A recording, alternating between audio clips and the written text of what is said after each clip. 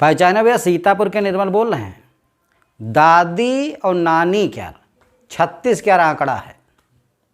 ना दादी के यहाँ नानी पसंद है और ना नानी के यहाँ दादी पसंद है।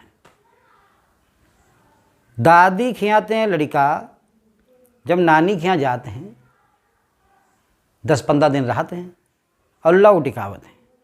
आवतय खन दादी सबसे पहले कही हैं लौंडे झुराएंगे, दुबराएंगे, हट्टे कट्टे लौंडे हिंत गे रहे हैं और ये सब दुबराएंगे।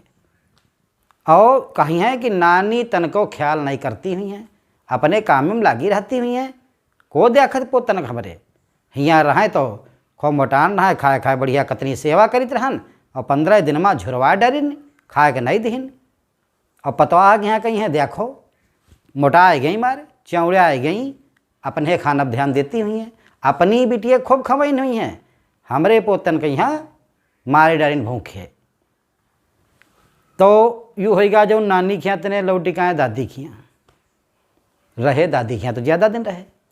उसके बाद जब नानी खिया गए तो नानी कहती हैं पता नहीं हुआ कुछ व्यवस्था बिटिया नहीं देखो, हमार नाती जौन हैं मार दोबारा चले जा रहे हैं।